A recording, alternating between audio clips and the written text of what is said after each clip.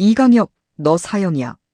강백호의 차가운 목소리가 어두운 주차장에 울려 퍼졌습니다. 이강혁은 벽에 등을 기댄 채 숨을 헐떡이고 있었죠. 강백호의 손에는 USB가 들려 있었고 그 안에는 최근 오복길의 죽음부터 정숙희 태안별장 사고, 장미 크레인 사고까지 이강혁이 저질렀던 모든 범죄 증거가 담겨 있었습니다. 사람을 죽이고 사고를 위장하고 증거를 조작했어. 살인교사, 증거인멸, 살인방조. 다 합치면 사형감이지. 강백호가 한 걸음 다가서자 이강혁의 얼굴에는 식은땀이 흘러내렸습니다. 말해. 윗선이 누구야? 최화영이지. 그의 목소리는 낮고 단호했습니다. 이 충격적인 장면이 바로 오늘 이야기가 시작되는 순간입니다. 새벽으로 돌아가 보겠습니다. 강백호는 어둑한 시간부터 사무실에 홀로 앉아 있었어요.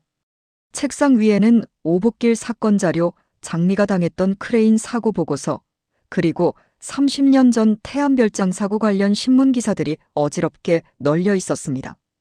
커피 한 모금을 들이킨 그는 자료들을 하나하나 다시 훑어봤습니다. 뭔가 있어. 분명히 연결고리가 있다고. 그의 눈이 한 지점에서 멈췄습니다. 30년 전 태안별장 사고 당시 목격자가 그렸던 범인 몽타주와 최근 오복길 사고 현장에서 목격된 수상한 남자의 몽타주가 나란히 놓여 있었습니다. 검은 양복을 입은 30대 중반 남자의 얼굴, 날카로운 눈매와 각진 턱선, 왼쪽 눈썹 끝에 작은 흉터까지. 이게 같은 사람이잖아. 강백호는 소름이 돋았습니다. 30년이 지났으니 나이는 변했겠지만 얼굴 윤곽과 특징은 너무나 흡사했습니다. 30년 동안 같은 사람이 최화영 뒤를 치워준 거야. 그는 즉시 드림호텔의 임직원 명단을 뒤졌고 30년 전부터 지금까지 최화영 곁에 있었던 사람이 단 한 명이라는 사실을 발견했습니다. 이강혁이었습니다. 강백호는 이강혁의 최근 사진과 30년 전 몽타주를 겹쳐놓고 중얼거렸습니다. 맞아, 이 사람이야.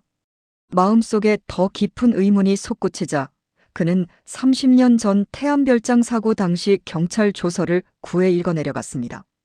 그때 목격자 중 한 사람이 검은 양복을 입은 남자가 정숙희를 밀어서 난간에서 떨어뜨리는 걸 봤다고 진술했지만 그 진술은 어째서인지 공식 기록에서 빠져 있었습니다.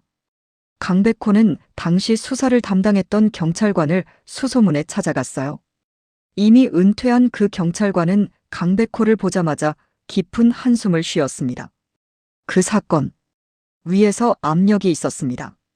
목격자 진술을 빼라고, 그냥 사고로 처리하라고. 누가 압력을 넣었습니까? 강백호가 물었습니다. 은퇴한 경찰관은 잠시 망설이다가 말했습니다.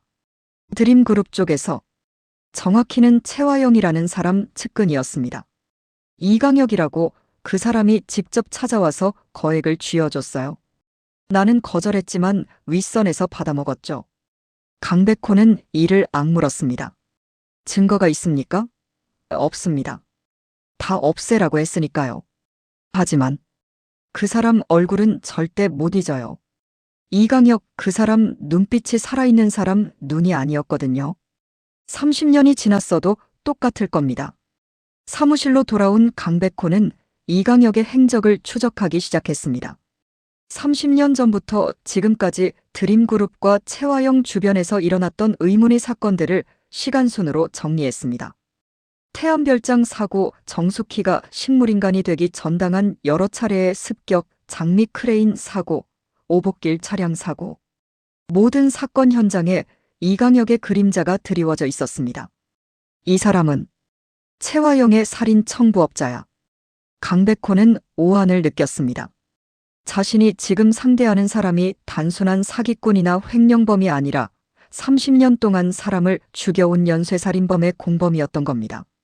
그날 저녁 강백호가 집으로 돌아오자 어머니 한영자가 그를 보자마자 차갑게 말했습니다. 백호야, 그만해. 내 아버지 명예에 먹칠하지 마. 강백호는 어머니를 똑바로 바라봤습니다. 엄마, 아버지가 정말 그랬을까요? 아버지가 정말 숙희 아줌마를 친 거라고 생각하세요? 한영자는 대답하지 못했습니다. 강백호가 말을 이었습니다. 저는 믿지 않아요. 아버지는 그런 분이 아니에요. 누군가 아버지를 이용한 거예요. 최화영이 아버지를 조종한 겁니다. 증거가 있니? 한영자가 떨리는 목소리로 물었습니다. 강백호는 30년 전 몽타주와 최근 몽타주를 꺼내 보여주었습니다. 이것 좀 보세요.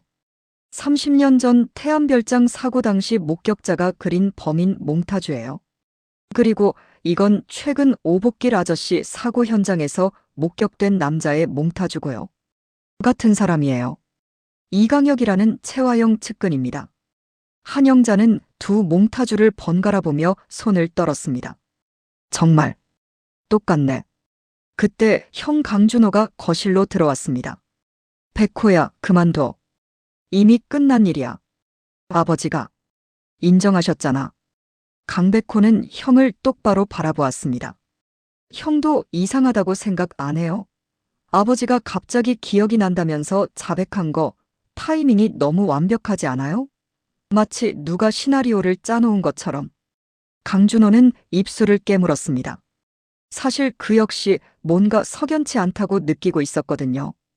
그래도 아버지가 직접 말씀하셨어. 우리가 뭘 할 수 있겠어? 강백호가 목소리를 높였습니다. 아버지를 구해야죠. 형은 정말 아버지가 사람을 쳤다고 믿어요? 거실에 침묵이 흘렀습니다. 한영자가 눈물을 닦으며 말했습니다. 백호야, 엄마도 혼란스러워. 하지만 이러다가 우리 가족 전체가 무너질까봐 무서워. 강백호의 목소리가 갈라졌습니다. 가족을 지키는 게 진실을 덮는 거예요? 장미 씨가 지금 얼마나 힘들어 하는데요. 장미 씨 아버지가 죽었어요. 살해당했다고요. 그런데 우리는 진실을 덮고 있어요. 이게 가족을 지키는 거예요? 한영자가 흐느끼기 시작했습니다. 강준호가 동생의 어깨를 붙잡았습니다. 백호야, 진정해. 하지만 강백호는 손을 뿌리치며 형을 바라봤습니다. 형은 왜 장미 씨 아버지 죽음의 진실은 찾으려 하지 않아요? 장미 씨가 겪는 고통은요? 강준호는 대답하지 못했습니다. 강백호는 고개를 저으며 밖으로 나갔습니다. 한영자가 뒤에서 아들을 불렀지만 그는 돌아보지 않았습니다. 그는 차에 올라타 핸들을 꽉 움켜쥐었습니다. 내가 찾아낼 거야. 진실을. 반드시. 장미 씨를 위해서라도. 한편 그 시각 마서리는 자신의 방에서 화장대를 열고 있었습니다. 차고 모양으로 위장한 USB를 꺼내 손에 쥐었어요. 그 안에는 최화영이 이강혁에게 범죄를 지시하는 녹음 파일이 담겨 있었습니다. 이걸로 엄마를 끝낼 수 있어. 마서리는 입술을 깨물었습니다. 하지만 그 순간 장미의 얼굴이 떠올랐어요. 백화점에서 우연히 마주쳤던 자신과 똑같이 생긴 그 여자. 쌍둥이 언니. 마서리는 휴대전화를 꺼내 장미의 사진을 찾아보았습니다. SNS에 올라온 장미의 일상 사진들. 반찬 가게에서 일하는 모습, 숙희와 함께 웃고 있는 모습. 이 사람이 내 진짜 가족이야. 마서린의 눈에 눈물이 고였습니다. 자신은 가짜 삶을 살아왔고 장미는 자신이 살았어야 할 삶을 빼앗겼습니다. 그리고 그 모든 게 최화영 때문이었습니다. 언니를 지켜야 해. 마서리는 USB를 다시 화장대에 숨기며 결심했습니다. 언젠가는 이 증거로 최화영을 무너뜨릴 겁니다. 하지만 그 전에 장미를 안전하게 지켜야 했습니다. 그날 밤 마서리는 몰래 저택을 빠져나왔습니다. 이강혁의 뒤를 밟기 위해서였죠. 며칠 전 그녀는 우연히 이강혁과 최화영의 대화를 엿들었습니다. 증거들은 어떻게 처리했어? 최화영이 물었고 이강혁이 대답했습니다. 스패너는 산속에 묻어뒀습니다. 절대 못 찾을 겁니다. 마서리는 그 대화를 듣고 소름이 돋았습니다. 오복기를 죽인 흉기를 산에 묻었다니. 그녀는 그 장소를 알아내야 했습니다. 이강혁의 차를 멀찌감치 따라가던 마서리는 한적한 산길에 도착했습니다. 이강혁이 차에서 내려 숲속으로 걸어 들어갔습니다. 마서린도 조심스럽게 뒤를 따랐습니다. 어둠 속에서 이강혁은 특정 나무 밑을 파헤치기 시작했습니다. 그리고 검은 봉투를 꺼내더니 다시 묻었어요. 마서린은 그 장면을 휴대전화로 몰래 촬영했습니다. 그가 떠난 후 그녀는 나무의 위치를 GPS로 정확히 기록했습니다. 이제 이 정보를 어떻게 전할까? 마서린은 고민했습니다. 자신이 직접 나설 수는 없었습니다. 채화영이 눈치채면 모든 게 끝장날 테니까요. 그때 그녀의 머릿속에 강백호가 떠올랐습니다. 오복길 사건을 파헤치고 있는 변호사, 장미를 지키려고 애쓰는 남자. 그 사람한테 보내야 해. 언니를 지키려면. 마서린은 익명 이메일 계정을 만들었습니다. GPS 좌표와 촬영한 영상을 첨부해서 강백호에게 보냈습니다. 제목은 간단했습니다. 오복길 사건의 증거. 이곳을 확인하세요. 여기부터는 진짜 놓치시면 안 됩니다. 이 다음이 핵심이거든요. 다음 날 아침 강백호는 사무실에서 이메일을 확인하다가 익명 메일을 발견했습니다. 이게 뭐지?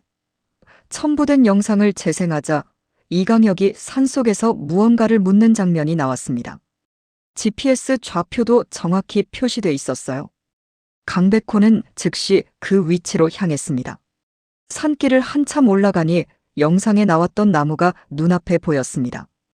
강백호는 삽을 들고 땅을 파기 시작했습니다. 얼마 후 검은 봉투가 나왔습니다. 봉투를 열자 피가 묻은 스패너가 들어 있었습니다. 이게 오복길 아저씨를 친 흉기야.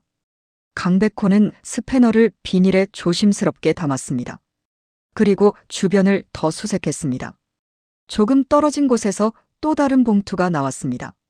그 안에는 혈흔이 묻은 장갑과 옷가지가 들어 있었습니다. 이강혁, 이 미친놈이 증거를 이렇게 보관하고 있었어? 강백호는 모든 증거를 수거해 차에 실었습니다. 사무실로 돌아온 그는 즉시 국과수에 감정 의뢰를 넣었습니다. 며칠 후 결과가 나왔습니다. 스패너에서 검출된 혈흔은 오복길의 것이었고 장갑에서는 이강혁의 지문이 나왔습니다. 잡았다. 강백호는 주먹을 불끈 쥐었습니다. 이제 확실한 물증이 생긴 것이었습니다. 그러나 그는 곧바로 움직이지 않았습니다.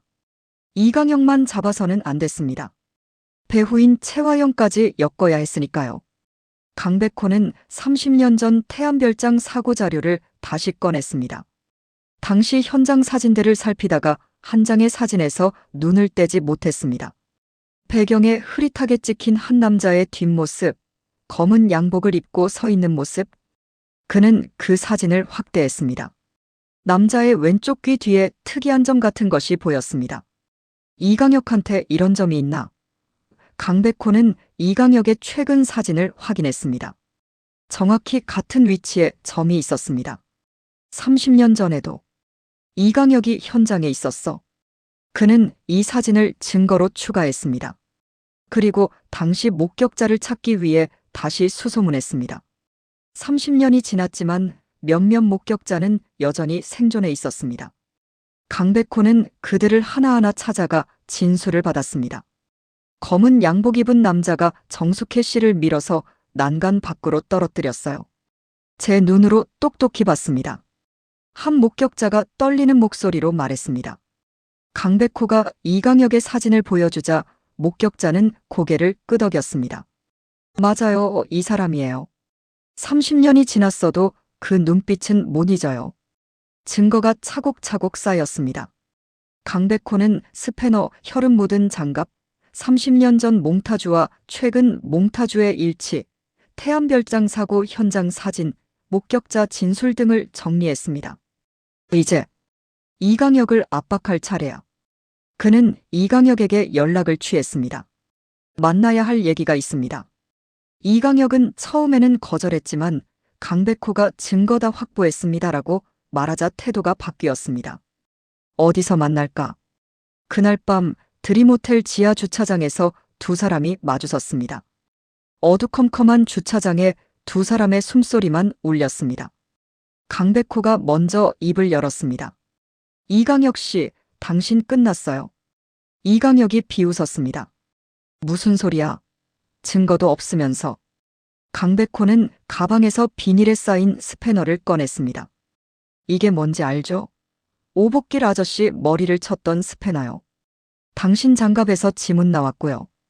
이강혁의 얼굴에서 혈색이 사라졌습니다. 어디서 그걸? 산속에 묻어둔 거 파냈어요. GPS 좌표까지 정확하게 받았거든요. 강백호가 휴대전화를 꺼내 영상을 보여줬습니다. 이강혁이 산속에서 무언가를 묻는 장면이었죠. 누가 날 미행했어? 이강혁은 당황했습니다. 강백호가 웃었습니다. 그건 중요하지 않아요. 중요한 건 당신이 이제 끝났다는 거죠. 이강혁이 벽에 등을 기댔습니다. 다리에 힘이 빠지는 것 같았습니다. 강백호가 한 발짝 더 다가서며 말했습니다. 그리고 이것 좀 보세요. 그는 30년 전 몽타주와 최근 몽타주를 나란히 보여주었습니다. 30년 전 태안별장 사고 당시 목격자가 그린 범인 몽타주예요. 그리고 이건 최근 오복길 사고 현장에서 목격된 남자 몽타주. 똑같죠? 당신입니다. 이강혁의 몸이 떨리기 시작했습니다. 태안별장 사고 현장 사진도 있어요. 배경에 당신이 찍혀 있더군요. 왼쪽 귀 뒤 점까지 확인했습니다. 강백호가 사진을 보여주자 이강혁은 눈을 질끈 감았습니다. 그리고 당시 목격자들도 찾았습니다. 당신이 정숙혜 씨를 밀어 떨어뜨리는 걸 봤다고 증언했습니다. 당신 사진 보여주니까 바로 알아보더군요. 강백호가 차갑게 말했습니다. 30년 동안 사람을 죽이고 증거를 없애고 범죄를 은폐했어요. 살인교사, 살인미수, 살인방조, 증거인멸. 다 합치면 사형감이죠. 이강혁, 너 사형이야. 이강혁이 바닥에 주저앉았습니다. 나는 시키는 대로 했을 뿐이야. 강백호가 무릎을 굽혀 이강혁과 눈높이를 맞췄습니다. 누가 시켰어요? 최화영이죠? 이강혁은 대답하지 않았습니다. 강백호가 말을 이어갔습니다. 최화영이 당신한테 뭘 약속했죠? 돈, 권력, 아니면 사랑. 이강혁의 눈이 흔들렸습니다. 강백호는 그 반응을 놓치지 않았습니다. 최화영을 사랑하는군요. 강백호가 탄식했습니다. 30년 동안 사람 죽이면서까지 그 여자 뒤치다꺼리 해준 게 사랑 때문이었어? 이강혁이 고개를 들었습니다. 그의 눈에는 눈물이 고여 있었습니다. 당신은 몰라. 최화영 대표님이 얼마나 힘든 삶을 사셨는지. 강백호가 코웃음 쳤습니다. 힘들어서 사람을 죽여도 된다고요? 숙회 아줌마를 난간에서 밀어 떨어뜨리고 오복기를 죽이고. 이게 정당화돼요?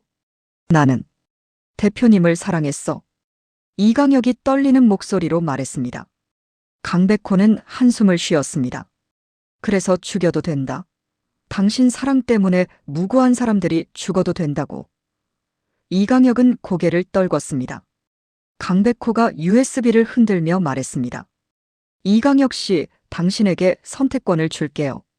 최화영을 끌어내리고 자수하든지 아니면 혼자 다 뒤집어 쓰고 사형당하든지. 무슨 소리야? 이강혁이 떨리는 목소리로 물었습니다. 강백호가 차갑게 웃었습니다. 이 증거들을 가지고 검찰에 가면 당신은 끝이에요. 30년치 범죄가 다 드러나는 거죠. 하지만 최화영은 이강혁이 제 몰래 한 일이라고 발뺌하겠죠. 당신이 최화영을 사랑해서 미쳐서 한 짓이라고 몰아갈 거예요. 당신 혼자 감옥 가고 최화영은 피해자인 척하며 떵떵거리며 살 겁니다. 이강혁의 얼굴이 일그러졌습니다. 그는 최화영이 정말 그럴 거라는 걸 알고 있었습니다. 30년 동안 최화영을 섬기며 그녀가 얼마나 냉혹한 사람인지 누구보다 잘 알았거든요. 하지만 당신이 최화영을 끌어내리면 달라져요. 사법 거래를 해줄게요. 모든 것을 다 털어놓으면 형량을 깎아줄 수 있어요. 살인 교사범 최화영을 잡는 게 더 중요하니까요. 강백호의 말에 이강혁이 비웃었습니다. 나한테 배신하라고. 30년 동안 대표님을 섬겼는데 이제 와서 배신하라고. 강백호가 고개를 저었습니다. 배신이 아니에요. 자구책입니다. 당신 혼자 죽을 건가요? 아니면 살기를 찾을 건가요?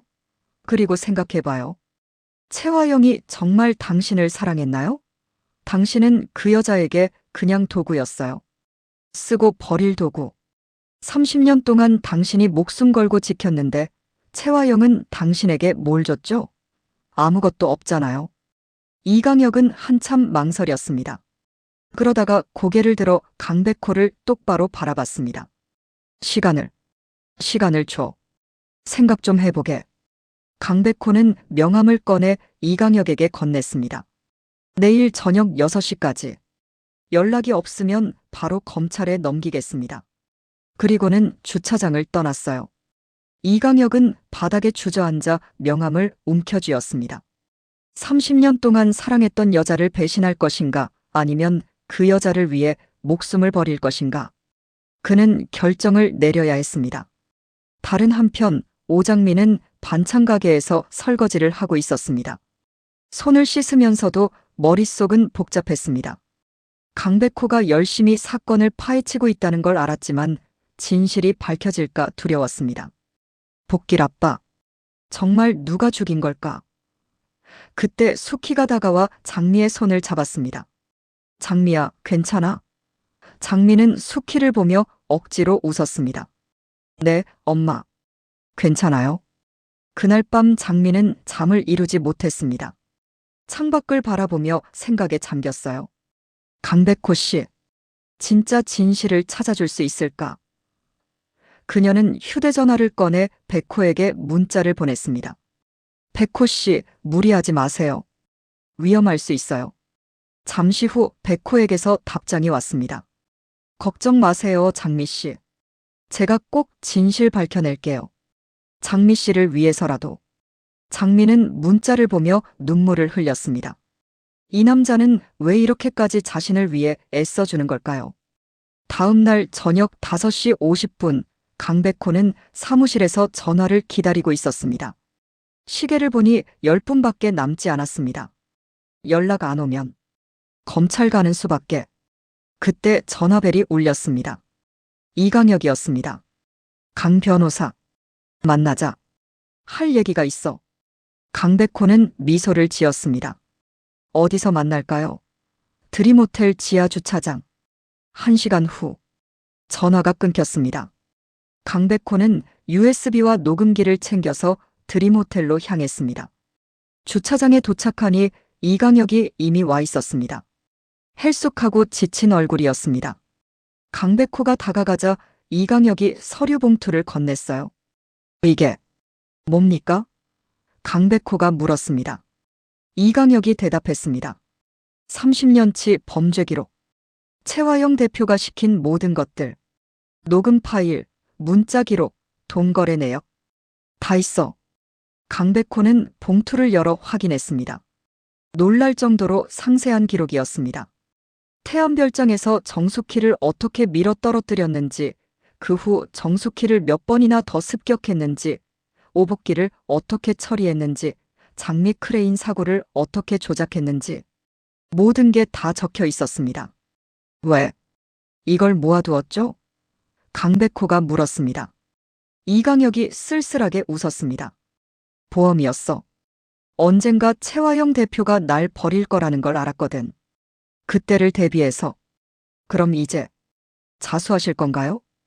강백호가 다시 물었습니다. 이강혁이 고개를 저었습니다. 아니, 자수는 안 할 거야. 대신 증인으로 설게. 채화영 잡는데 협조할게. 강백호가 미간을 찌푸렸습니다. 그건 사법거래가 아니라 면죄부를 달라는 거잖아요. 딜이야. 이강혁이 단호하게 말했습니다. 이 증거 없으면 채화영 못 잡아. 나도 알아. 채화영은 증거를 남기지 않거든. 내가 증언하지 않으면 채화영은 빠져나가. 강백호는 이를 악물었습니다. 이강혁 말이 맞았습니다. 채화영은 교활했고 모든 더러운 일을 이강혁에게 시켰습니다. 직접적인 증거가 거의 없었습니다. 조건이 있어요. 강백호가 말했습니다.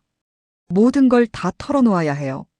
30년 전부터 지금까지 단 하나도 빼놓지 말고. 이강혁이 고개를 끄덕였습니다. 그러지.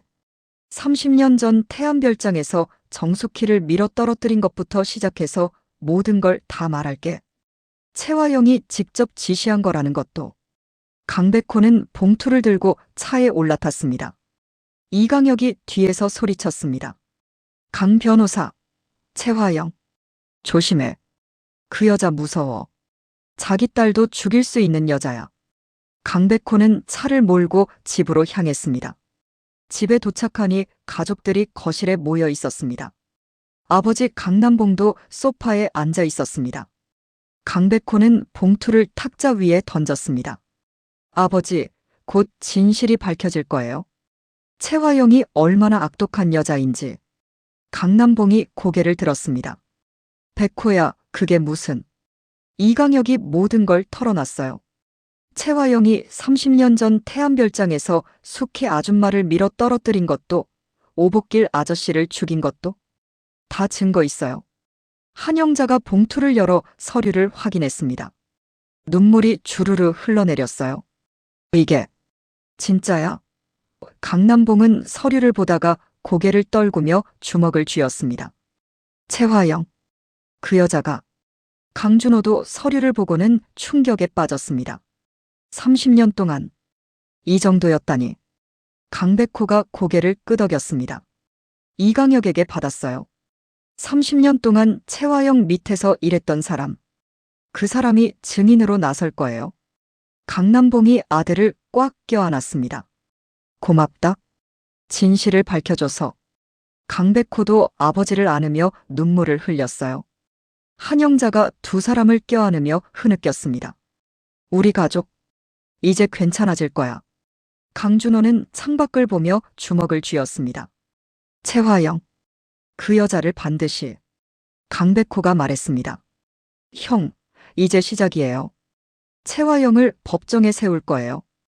그날 밤 강백호는 장미에게 전화를 걸었습니다. 장미 씨, 나 백호예요. 장미의 목소리가 들렸습니다.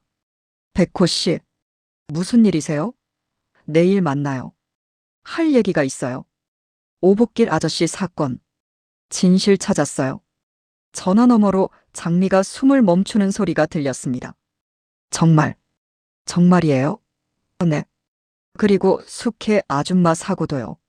30년 전 태안별장에서 채화영이 직접 지시해서 이강혁이 숙회 아줌마를 밀어 떨어뜨렸어요. 다 채화영이 한 짓이에요. 장미는 한참 동안 말이 없었습니다. 그러다가 떨리는 목소리로 물었습니다. 증거 있어요? 있어요. 확실한 증거. 내일 다 보여드릴게요. 전화를 끊고 강백호는 창밖을 바라봤습니다. 멀리 드림호텔이 보였습니다. 저 건물 꼭대기 어딘가에 채화영이 있을 겁니다. 아직도 자신이 안전하다고 믿으면서 강백호는 USB를 꺼내 쥐었습니다. 이제 내 차례야, 채화영. 한편 드림호텔 최고층 사무실에서 채화영은 와인을 마시고 있었습니다. 그녀는 창밖 야경을 보며 만족스럽게 웃었습니다. 다 정리됐네. 정숙희도 오복길도. 이제 방해물은 없어. 그때 이강혁이 조용히 들어왔습니다. 대표님. 채화영이 돌아봤습니다. 왜? 무슨 일 있어? 이강혁은 입술을 깨물었습니다. 그는 방금 강백호에게 모든 증거를 넘긴 참이었거든요. 아무것도. 아니에요. 이강혁이 고개를 숙였습니다. 채화영이 그에게 와인을 건네며 웃었습니다. 수고했어, 강혁아. 당신 덕분에 여기까지 왔어. 이강혁은 와인잔을 받으며 채화영을 바라봤습니다. 30년 동안 사랑했던 여자. 하지만 이제는 끝이었습니다. 대표님. 응? 행복하세요? 지금. 채화영이 웃었습니다. 당연하지. 이제 드림그룹은 내 거야. 마 회장도 늙었고 서린이도 내 손 안에 있어. 완벽해. 이강혁은 쓸쓸하게 웃었습니다. 최화영은 끝까지 자신의 야망만 생각하는구나. 자신이 얼마나 많은 사람을 죽였는지, 얼마나 많은 인생을 파괴했는지는 전혀 신경 쓰지 않는구나. 대표님, 저 곧 떠날 것 같아요. 어디로? 먼 곳으로요. 다시는 못 올 곳으로. 최화영이 미간을 찌푸렸습니다. 무슨 소리야?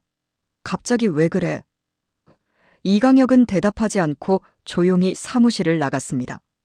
최화영은 그의 뒷모습을 보며 고개를 저었습니다. 이상한 사람. 다음 날 아침 강백호는 검찰청으로 향했습니다. 그의 손에는 이강혁이 준 모든 증거가 들려 있었습니다. 검사실 문을 열고 들어가자 담당 검사가 그를 맞이했습니다. 강 변호사님 오셨군요. 무슨 일로? 강백호는 서류 봉투를 검사 앞에 놓았습니다. 최화영, 드림호텔 대표. 30년 동안 살인교사, 증거인멸, 사기, 횡령. 온갖 범죄를 저질렀습니다. 증거 다 여기 있습니다. 검사는 서류를 펼쳐보고는 눈이 커졌습니다. 이건 30년 전 태안별장 사고. 네. 최화영이 이강혁에게 지시해 정숙혜 씨를 난간에서 밀어 떨어뜨렸습니다. 증인도 있습니다. 이강혁. 30년 동안 최화영 밑에서 일했던 사람이에요. 모든 걸 증언하겠다고 합니다. 검사는 서류를 꼼꼼히 읽어내려갔습니다. 그러다가 고개를 들어 강백호를 봤습니다. 이거 사실이면 대형 사건인데요. 재벌가 며느리고 드림그룹 산하 회사 대표고. 사실입니다. 확인해 보세요.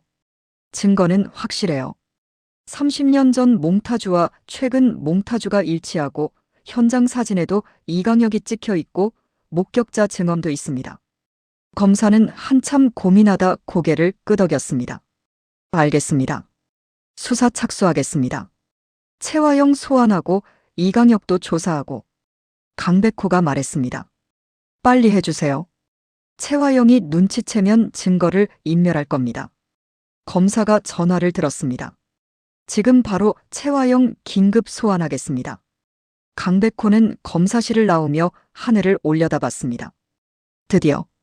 드디어 최화영이 벌을 받게 되는구나. 그날 오후 최화영은 사무실에서 일을 보고 있었습니다. 그때 비서가 급하게 들어왔습니다. 대표님, 검찰에서 긴급 소환장이 왔습니다. 최화영의 얼굴이 굳었습니다. 살인교사, 증거인멸 혐의로. 지금 당장 출석하라고. 최화영은 소환장을 빼앗아 읽었습니다. 손이 떨렸습니다. 이강혁. 강혁이 어디 있어? 연락이 안 됩니다. 어젯밤부터. 최화영은 직감했습니다. 이강혁이 배신했구나. 차 준비해. 지금 당장. 최화영이 소리쳤습니다. 그녀는 급히 사무실을 나와 차에 올라탔습니다. 어디로 가시겠습니까? 기사가 물었습니다. 최화영은 이를 악물었습니다. 검찰청. 차가 출발했습니다. 최화영은 창밖을 보며 주먹을 움켜쥐었습니다. 30년 동안 쌓아온 모든 것이 무너지려 하고 있었습니다. 하지만 아직 끝난 게 아니었습니다. 그녀에게는 아직 카드가 남아 있었거든요. 한편 마서리는 자신의 방에서 뉴스를 보고 있었습니다. 드림호텔 최화영 대표 검찰 긴급 소환이라는 속보가 나왔습니다. 마서리는 입가에 미소를 지었습니다. 시작됐구나. 강백호 변호사가 움직였어. 그녀는 화장대를 열어 USB를 꺼냈습니다. 아직 이건 쓸 때가 아니야. 최화영이 빠져나가려고 할 때 쓰는 거지. 마서리는 USB를 다시 숨기며 창밖을 바라봤습니다. 어딘가 있을 장미를 생각하며 속삭였어요. 언니, 곧 만날 수 있을 거야. 진짜 가족으로.